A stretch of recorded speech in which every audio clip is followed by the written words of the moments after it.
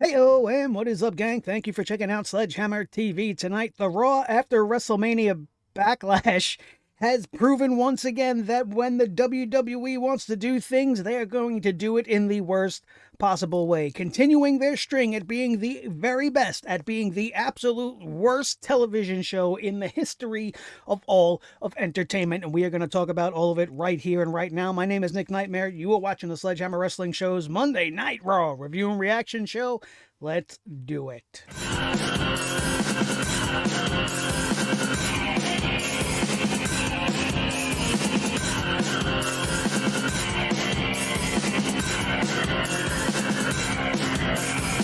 Sledgehammer Wrestling Show.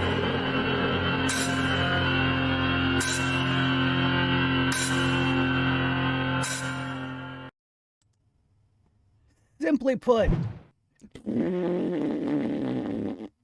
everything about this show deserves a flaming hot, stinky poop hammer right to the forehead of each and every person that is responsible for producing this episode of Monday Night Raw and putting it on television for the rest of us to be forced to sit through. This Monday Night Raw was full of matches that we have seen multiple times before. I am completely convinced that the Raw creative team is actually a myth.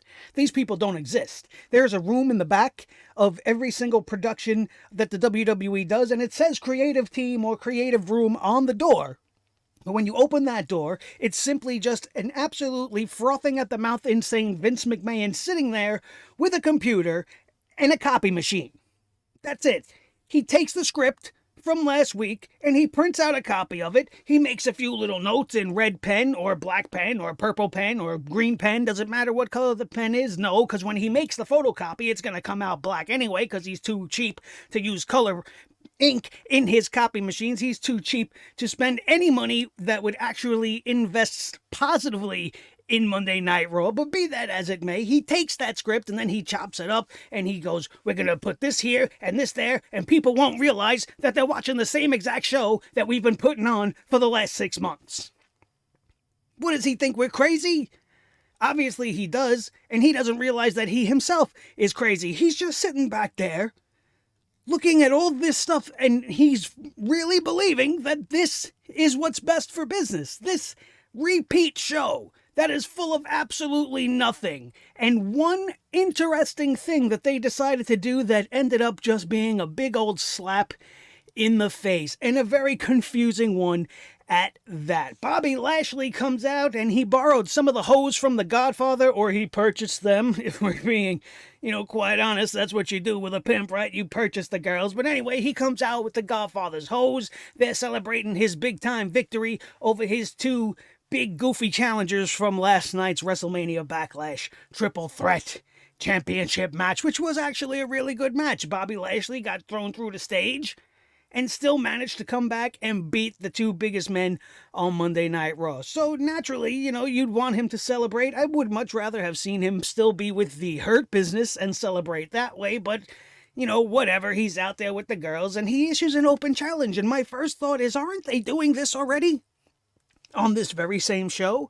Isn't it the United States champion Sheamus that's doing the open challenge thing right now? But we're going to forget about all that. None of that matters. We're going to have Bobby Lashley issue this challenge tonight. And it's open to anybody except for Drew McIntyre or Braun Strowman. And that's fine with me. That means we're going to probably get a decent match. And now the rumor mill runs wild. There's a lot of speculation who could possibly answer this challenge. Throughout the night, we had about 5 or 6 superstars actually answer the challenge, which was confusing to me. We had guys like Sheamus, Shelton Benjamin, T-Bag and T-Bar and Mace, who were formerly Retribution, but are still kind of Retribution, even though they don't have the masks on anymore. They're still doing the same old Retribution garbage. We even had Damian Priest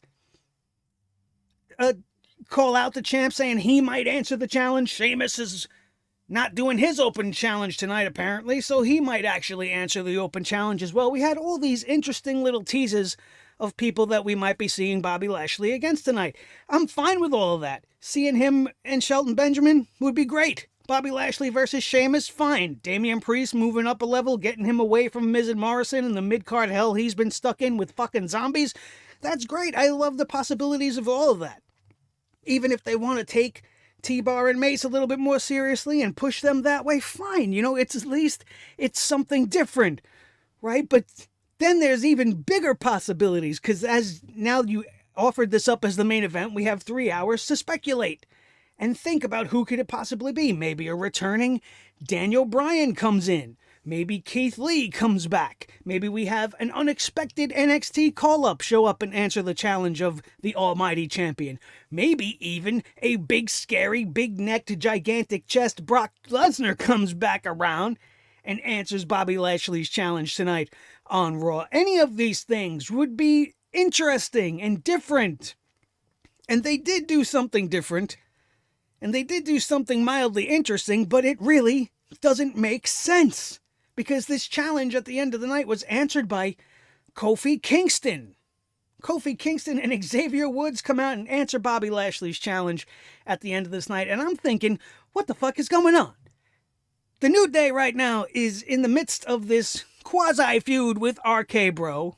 And it's been mildly interesting at best. I don't care for the humor, but they're kind of toning it down. And they're going in some sort of direction here with this storyline, but now it seems to just be over with as Kofi Kingston has been inserted into the world title picture now. I don't understand. Sure, it was a surprise. Sure, they subverted your expectations, but not in a great way. And I have nothing against Kofi Kingston. I was a big part of Kofi Mania. I was there at WrestleMania 35 when he won the championship. I was ecstatic for him, and I was a big proponent of this whole thing. But right now, in this moment, at this time, it just doesn't make any sense. It really doesn't. What's the point? And then when MVP announces right before Kofi Kingston's going to take on Bobby Lashley in the main event, oh, by the way, we never said this was going to be for the title, it really undermines the whole entire night. You just had me and the entire WWE Universe waiting for 3 hours to see who this surprise challenger was going to be, and they were going to get supposedly an impromptu title match. Now, MVP's correct. He never said anything about the title being on the line, but this is exactly the same gimmick that Sheamus is doing. So, even though it's different, even though it's a new direction for Bobby and a new challenger of Kofi Kingston, we're doing the same storyline on this show that's already happening on this show with somebody else. And it's a copy-paste situation. What's the point? Now the title's not even on the line. And then they have Kofi Kingston go on to win this match. Sure, it was due to a distraction finish. Sure, it was thanks to some interference by Drew McIntyre. But the WWE Champion was pinned on Monday Night Raw 24 hours after beating his two best challengers. Because nobody else has been built up on Monday Night Raw to be a challenger. He just cleared the playing field, opened it up for anybody, and he's getting Kofi Kingston, and he's losing. I don't understand the booking. What does this mean? Does this mean Kofi is going to be challenging for the championship? That's what WWE does. You beat the champion, you get a title shot. Drew McIntyre seemingly is still in the mix because he had a part to play in this. Hell in a Cell's just around the corner. What are we going to get? Some kind of a 6-man Armageddon fucking Hell in a Cell? The first time they did it, it wasn't so great. I wouldn't recommend doing that again. But I'm tired of seeing Drew McIntyre. I'm tired of seeing Braun Strowman. So I kind of welcome Kofi as a new, different avenue to go down. It just really doesn't make sense. And why not Woods? Why not Woods? Of the two, Xavier Woods probably has had the least amount of opportunities to shine as a solo star. Why not put him in this situation? Then it really makes it different. And then you could claim, well, yeah, look, we put new stars in big main event matches. We're trying to make new people and give you guys new things. But instead, we get a new thing, but it really just doesn't make sense. It really, really doesn't. And all it did at the end of the day was make the champ look foolish. And sure, he could turn around and say, well, I just got my ass beat and I injured my hand beating up Braun and Drew, and that's why I was off my game that night. There's some sort of an excuse there if you wanted to try to make him protect himself. But I think it would have been better to have him go out there and beat Kofi Kingston tonight, don't you think? I don't know. I really don't know with this company anymore. It's absolutely crazy.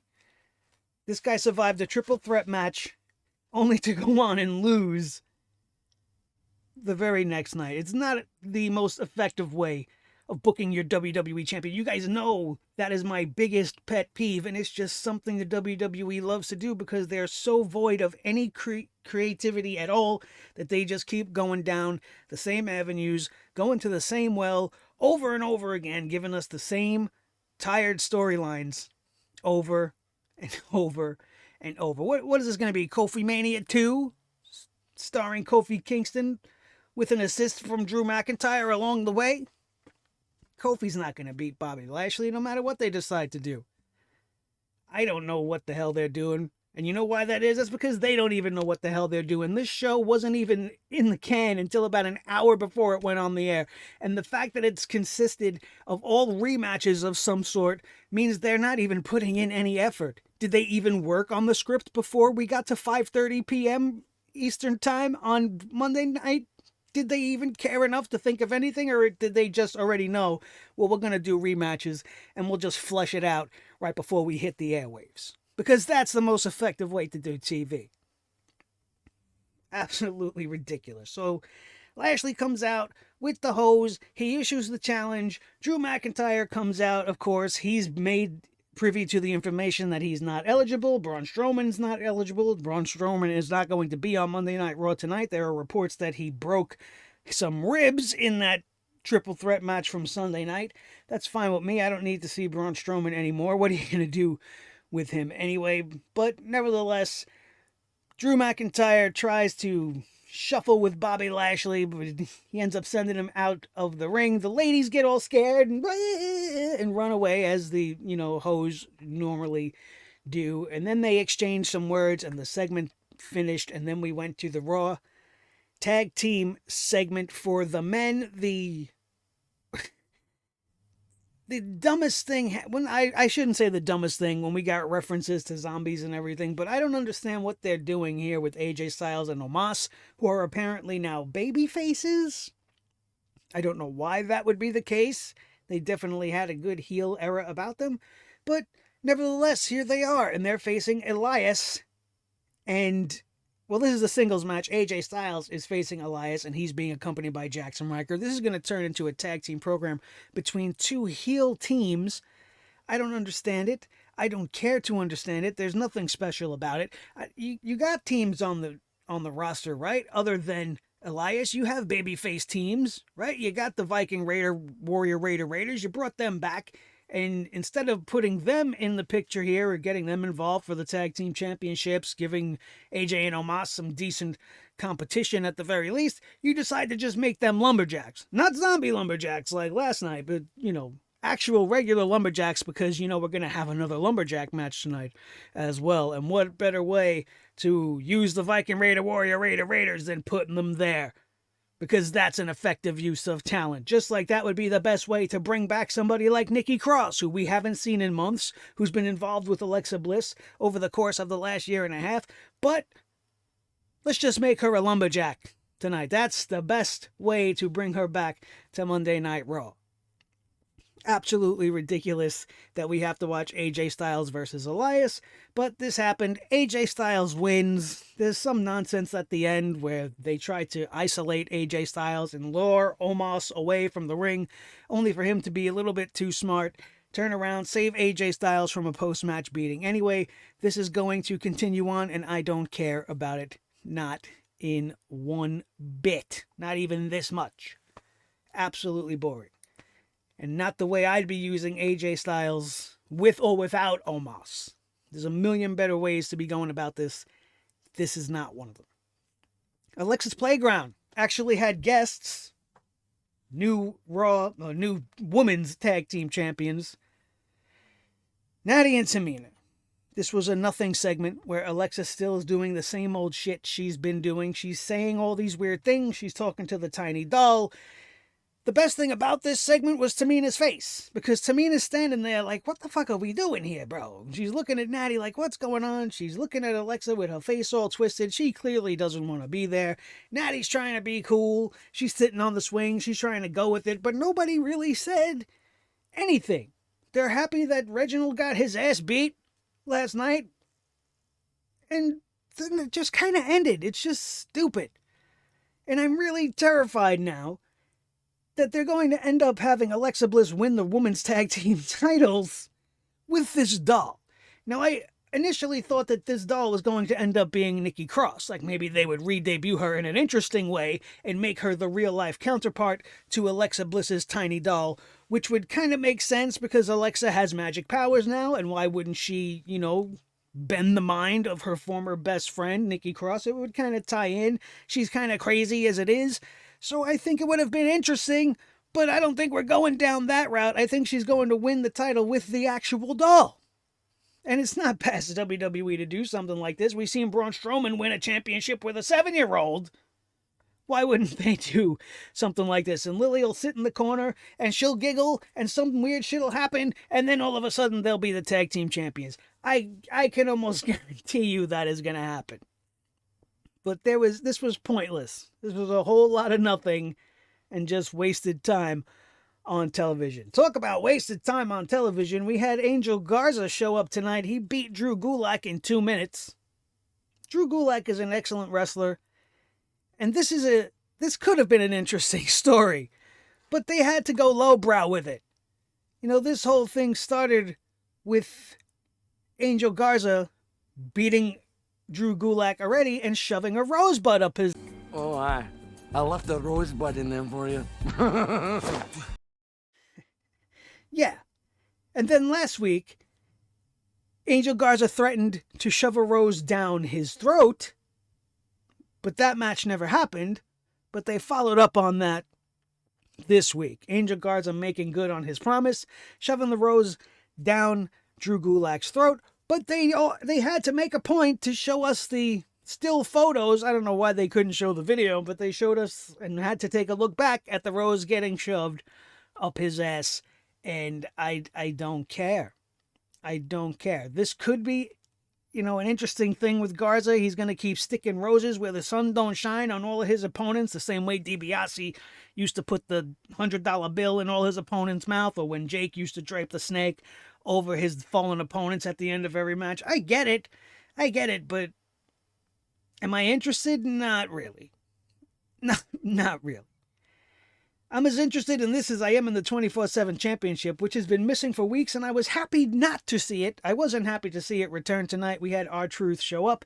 He mistakenly thought that there was an open challenge issued for his 24/7 title tonight, but isn't that the purpose of the 24/7 title? To be on the line in an open challenge status 24 hours a day, 7 days a week. So technically, Truth is not wrong, but he's also completely incorrect, because what he heard from MVP and Bobby Lashley doesn't apply to his championship, but those rules apply to his championship at all times. Anyway, see how it's kind of fucking stupid, and they make R-Truth look like he has absolutely zero intelligence. I get it, it's for comedy, but come on, this is kind of stupid. Only for him to lose the title to Akira Tozawa with a quick roll-up in the back.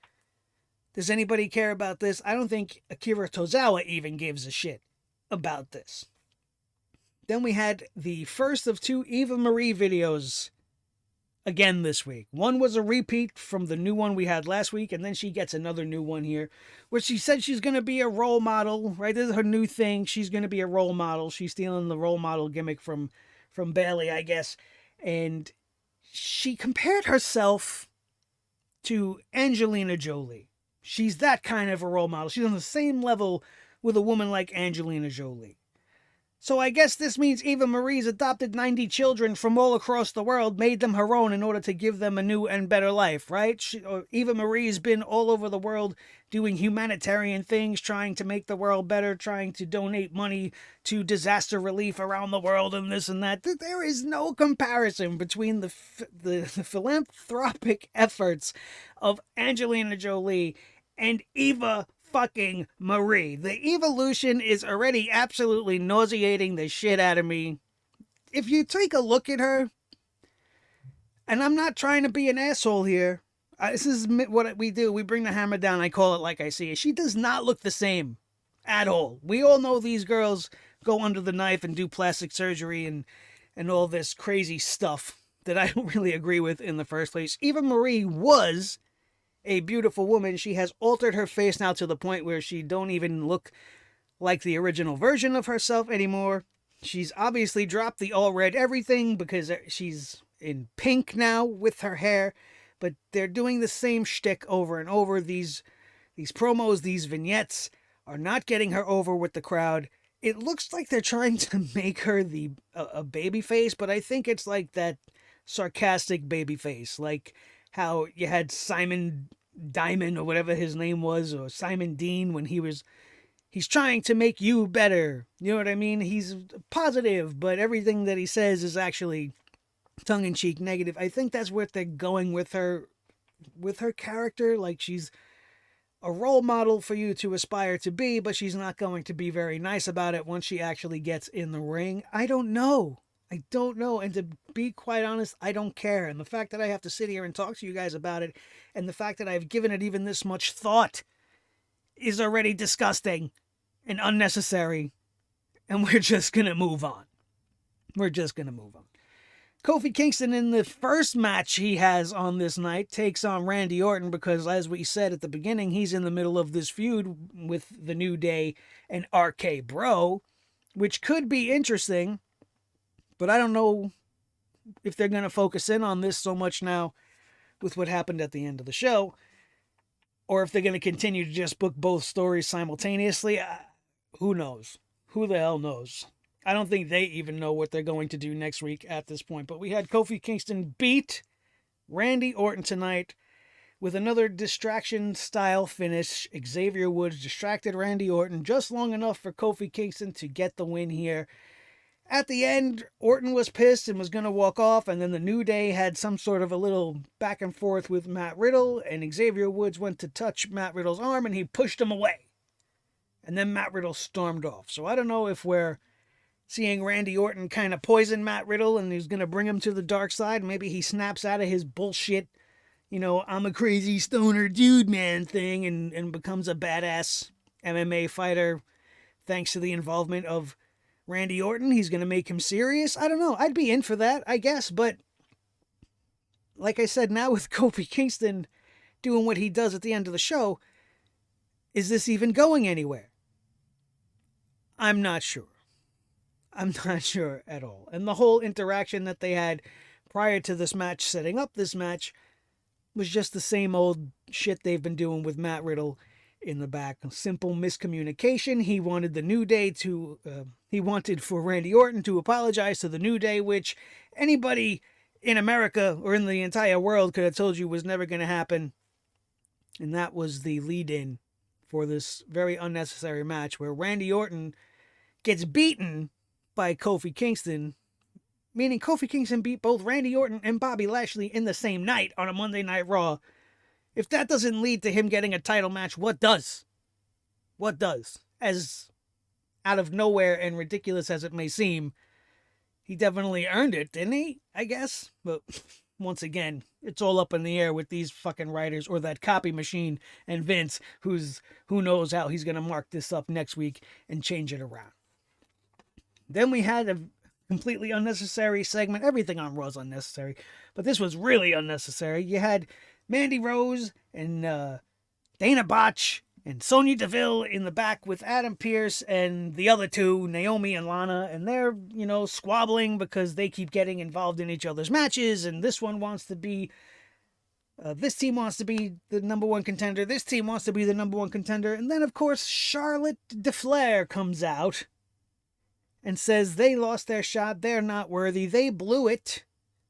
And she's the one that should be getting a championship opportunity tonight, effectively shitting all over the women's division while putting herself over, saying that she didn't lose last night in the triple threat, so she wants a shot at the title. And I don't understand how she's confused. Even Corey Graves was going off all night long how Charlotte didn't lose the match. The fact is, in a triple threat, if you didn't win, you lost. It don't matter if you're not the one that suffered the pin or not the one that tapped out or whatever the case may be.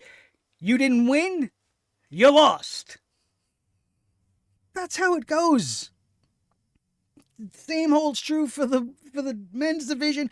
Drew didn't win, but he lost. He didn't get pinned, but he lost.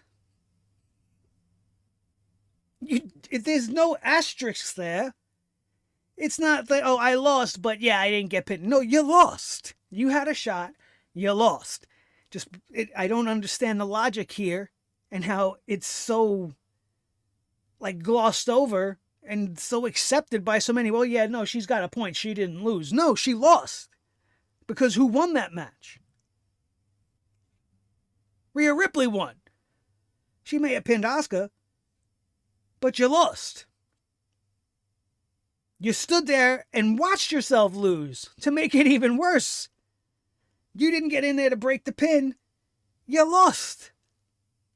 It's that simple. But we all know Charlotte is the inevitable. She's WWE's Thanos. She snaps her fingers and the entire women's division disappears upon her whim, and leaving her to claim the glory for herself. Eventually, Charlotte Flair is going to get the championship from the very stale and boring Rhea Ripley. And who cares? Rhea Ripley, of course, came in to defend her position, right? She said she didn't care about Charlotte. She wants new competition. She said Charlotte was yesterday's news. And then Charlotte said what we all know, it's only a matter of time before she beats her to win the championship. I didn't care about this at all. I know you guys didn't care about it. And you know what else we didn't care about? Natty and Tamina defeating Nia Jax and Shayna Baszler. I was so overly excited when Baszler and Jax lost the championship. I forgot that they're still active members of the Monday Night Raw women's roster. So now when we get to Monday Night Raw, of course, they're going to get their rematch. But this was made even worse than you could ever imagine by the involvement of Alexa Bliss, who suddenly gives a shit about the women's tag team division, or maybe she's trying to target Shayna Baszler for some reason, or is she targeting her former best friend Nia Jax? Is she coming after her for some shit she did to her in her past, the same way we would see The Fiend do such a thing? I don't know what the motivation is, but Alexa Bliss shows up. She makes fire spew from the ring post, blinding Reginald like anybody gives a shit about Reginald. I think we all would have cheered if we were in attendance and that happened to Reginald, causing a distraction long enough for Shayna Baszler to be pinned once again on television, losing the match for her team. Why can't Nia Jax take a fucking pin once in a while? I don't understand why they're protecting her so much. She's all concerned and sitting around with Reginald in the back, on the floor rather, outside the ring. And I don't care. And now Shayna Baszler has lost on TV again due to some sort of fire-related incident. This time it's from the spooky dooky hibbity jibbities of the Fiend Alexa Bliss. And much like with everything else on this show, I don't understand the direction that they're going. I don't care for it. I wish they would have never done this. At first it was kind of cool and it had potential, but of course the WWE squanders all of that. Makes it really hokey, makes it corny, gives us references to old 90s angles, bad ones like Papa Shango and things of that nature. And it's just cringeworthy television, made even worse still by the fact that Lily's ridiculous giggle was being played over the PA system over and over again while the match ended. And everybody's just standing around looking, and Nia Jax is tending to Reginald, and everybody looks all spooked out. And then it was over. There is no doubt that it is fucking terrible. If you thought the women's division, or the women's tag division was bad before, you wouldn't be surprised to know that it is infinitely worse right now. So I have nothing else to say, but Thanks, Vince. Oh. Yeah, thanks, Vince. This is one of those parts of the script that you could clip out and throw in the trash and start from scratch, because we don't need to see any more of this at all. Another repeat segment, this one from 24 hours ago. We got the United States Champion Sheamus defeating Ricochet in another non-title match. This was not preceded by an open challenge because they gave that to Bobby Lashley tonight, but because Ricochet stole Sheamus's sweaty, disgusting Baron Zemo coat and his 1920s fedora. Now, last night we seen him, if you watch the pre-show, You seen him put on Sheamus's stuff and dance around like an idiot. If you missed that, I think the WWE felt it was important to do it again. So they had Ricochet in the back. He's like, no, man, I didn't steal his stuff. And then he's like, no, wait, I totally did. And he put on Sheamus's Baron Zemo coat and hat and started dancing around like a monkey in the back once again. And then he came out to get his ass kicked by Sheamus once again. This match was, they have great chemistry. Sheamus has been putting on bangers. Last night, I said that this was a great match. They worked very well together, and tonight was more of the same. It was almost a repeat of last night. Not, I don't know if it was as good as last night's. I thought last night's was a little better, but at least tonight Sheamus got to pull off his finishing move, and tonight he hits, Sheamus hits Ricochet with a bro kick on the other side of his face to match the knot he put on the left side of his face last night.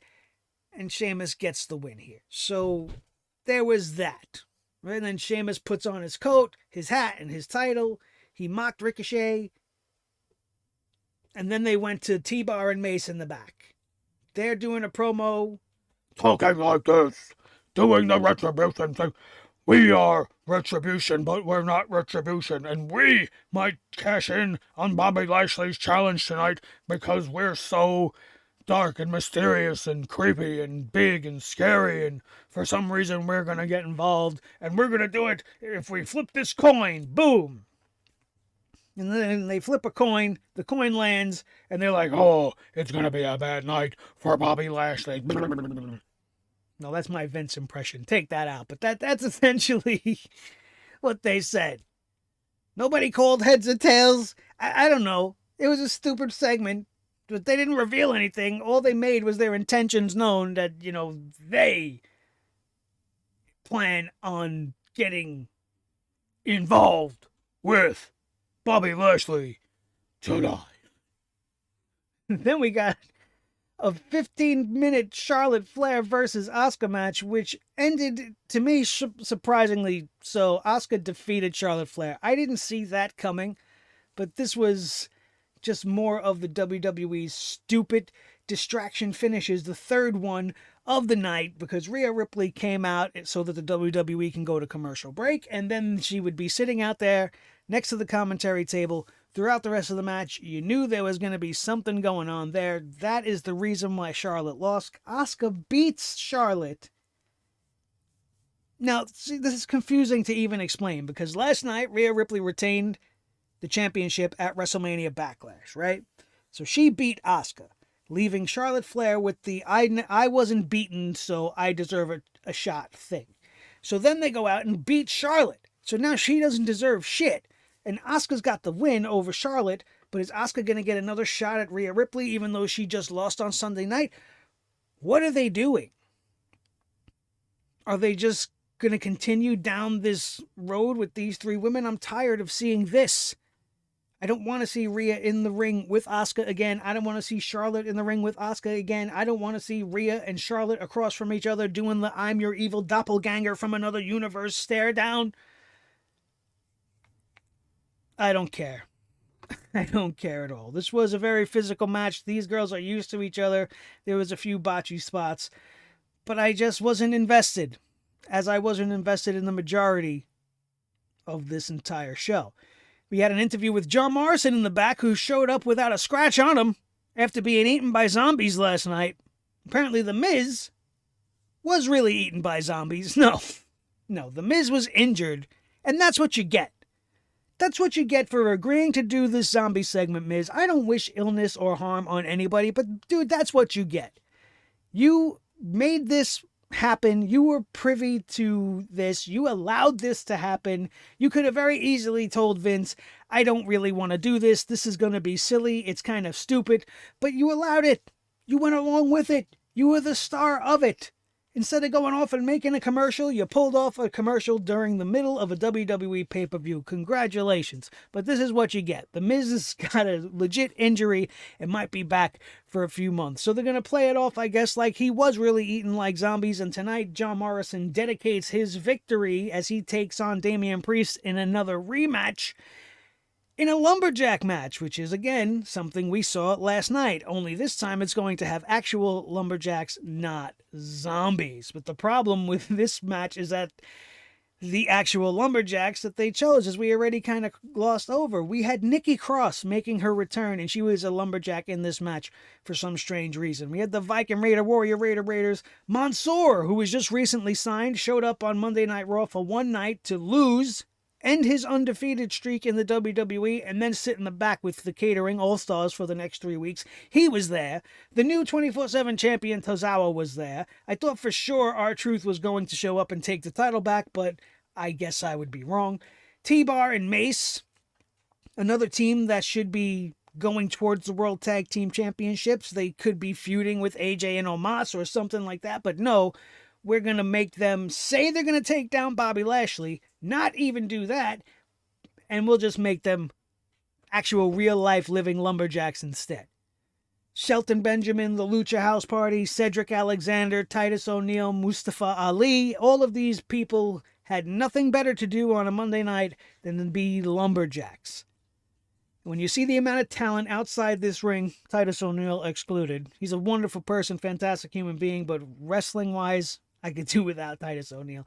Literally everybody else could have had something better to do on this episode of Monday Night Raw. Lucha House Party, there's another tag team. Shouldn't you be developing them? Building them back up? They had a promo saying that they're not the same Lucha House Party anymore, but they're not challenging for the tag team championships. They're not... whatever. Be careful what you wish for. This match went on over 10 minutes. Damian Priest defeats John Morrison once again. After the match, Damian Priest says it's time to move on from The Miz and John Morrison. Hopefully that is the case, and he teases answering Lashley's open challenge, which never came to be. We then interviewed Shelton Benjamin, who said he might answer the open challenge before getting confronted by Cedric Alexander and then beating his ass in the back. Then it was time for the open challenge, and this was weird to me too. MVP comes out and he's all like, "Oh, so nobody wants to answer the open challenge?" Meanwhile, you had 19 fucking people be like, I'll do it. I should have answered the open challenge from here. I should have raised the hammer and been like, hey, I'll answer the open challenge. Everyone else is. I'll take them on too. I'll probably lose, but it's worth a shot. It would be good TV anyway. I just thought it was weird. Everybody and their mother answered this challenge, and he's there. Oh, what? Nobody wants to answer my challenge? What's going on, bro? Nobody wants to answer this challenge? Nobody wants to step up? Everybody stepped up. They're probably all in the back fighting about who's going to get out there. But they didn't even do anything interesting like that. Imagine cutting to the back while Bobby Lashley's watching, and Damian Priest and Shelton Benjamin and Sheamus and all these people that put their name in the hat are all brawling in the back to try to see who's going to make it out the curtain first to answer the challenge of the champion. That would have been kind of cool. No, but instead we just get random Kofi Kingston. Whatever. And then Kofi Kingston goes on to defeat Bobby Lashley thanks to the interference of one Drew McIntyre. Kingston beats Bobby Lashley with a schoolboy roll-up, proving once again it is the most devastating move in all of professional wrestling. Ended up posing with Drew McIntyre to close out this episode of Monday Night Raw. And man, I couldn't hate this show anymore.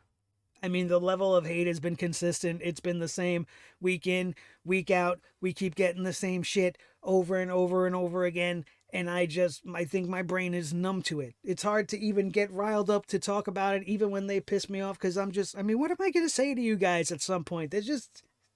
They're really lazy. And they just keep doing the same thing over and over and over again. And I got people on social media talking about, oh, it was great to see Randy Orton and Kofi Kingston again. Where are you, 2009? Because I didn't feel like partying like it was 2009. It's bad enough that Randy Orton's being sidelined with this really weird Randy and Riddle team. I don't know. Do you guys know?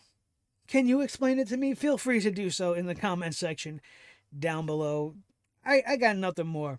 I got nothing left. Monday Night Raw continues to be the biggest piece of trash in all of professional wrestling on all of broadcast television. It's getting worse and worse by the week, and I can't help. I can't help. I promised when I started the show to try to facilitate change, to try to be part of this YouTube movement that is going to bring the WWE to its knees and make it fun again. There's no fun left. It's dead. They're killing the company week after week. But take a win where you can. I mean, at least I guess they tried something. They took it from Sheamus, but they tried something with the champ. They just failed. Imagine how much better it would have been if Keith Lee returned to Monday Night Raw in that moment. Brock Lesnar coming back in that moment. Daniel Bryan. So many interesting faces. Any of the other gentlemen that said they were going to do it tonight. Damian Priest. Sheamus. Was down for all of that. But instead, they took a really weird left turn at Albuquerque. And now I'm just sitting here left wondering why. That's going to do it, everybody. My name is Nick Nightmare. This is the team. Thor the Sledgehammer, the official Sledgehammer of the Sledgehammer Wrestling Show. His tag team partner, the World Heavyweight Champion of all the microphones in all the world, Mr. Blue, the Snowball, the most important member of the team, as always, each and every one of you. So now's the time for you to do your part. Smash that like button if you had a good time talking about Monday Night Raw here tonight. Make sure you share this video with each and every one of your wrestling buddies all over the wrestling world, especially if they need a place to come and shit all over Monday Night Raw, because I'm always welcoming new members to Sledge Nation, and you can become a new member right now by hitting that subscribe button. Make sure you turn on your notifications so that you don't miss any time an episode drops, because sometimes it drops a little late and you're not going to realize that it drops, but you know it's going to drop at some point.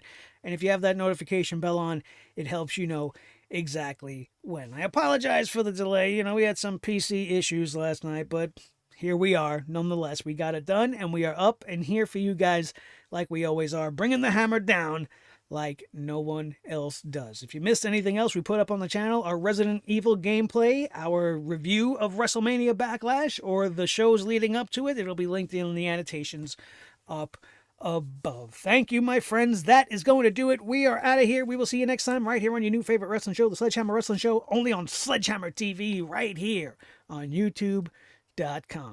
Boom.